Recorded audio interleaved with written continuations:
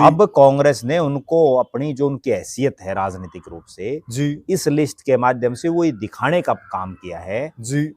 कि आपकी तो 30 लोगों में भी गिनती नहीं हरियाणा में। वाह क्या बात है। और सबसे गजब बात ये है जी कि वो वर्तमान में विधायक हैं। जी। इस लिस्ट को मैं पढ़ रहा था, इस लिस्ट में तो कई एक्स एमएलए हैं, XML, कई वो लोग हैं जो चुनाव हार चुके हैं, सही बात, कई वो लोग हैं जिन्होंने कभी कोई चुनाव नहीं लड़ा जी।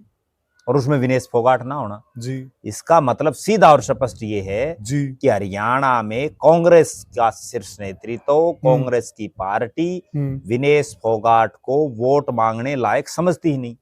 कोई समझती नहीं कि इनके मांगने से कोई वोट दे देगा। देखो विनेश फोगाट को टिकट मिलने के बाद और क्योंकि वो विधानसभा चुनाव में मिली थी उनको, जी, उसके बाद ये पहला चुनाव है। जी जी। और उस चुनाव में टिकट मिलने के बाद विनेश फोगाट इतनी हवा में थी कि पता नहीं कई जगह ये तक चर्चा थी कि विपक्ष का नेता इनको बनाया जाएगा। हाँ जी हाँ बिल्कुल ठीक है जी। उसके बावजूद उनको जो पहला चुनाव है जी जी उसमें कांग्रेस ने इस लायक समझा ही नहीं।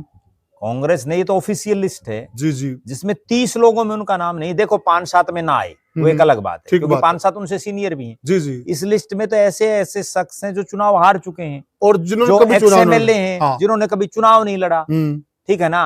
और उसमें अगर विनेश फोगाट का नाम ना होना तो अपने आप में ये दर्शा रहा है कि पार्टी को उनकी कोई बहुत लंबी चौड़ी जरूरत नहीं है। और बहुत गजब बात ये है कि ये चुनाव हो कहाँ रहे हैं जी। ये चुनाव सोनीपत में हो रहा है जी, ये चुनाव रोहतक में हो रहा है जी, ये चुनाव हिसार में हो रहा है जी। भले ही शहरी क्षेत्र हैं लेकिन ग्रामीण वोट भी तो बहुत हैं। हाँ बिल्कुल, ठीक है ना। जाट वोट भी बहुत हैं जी बिल्कुल, खिलाड़ियों के भी वोट हैं। बिल्कुल सही कहा। उनको किसी भी तरह से कांग्रेस पार्टी ने इस उपयुक्त समझा ही नहीं कि हम इनसे कोई फायदा चुनाव में हमें मिल सकता है।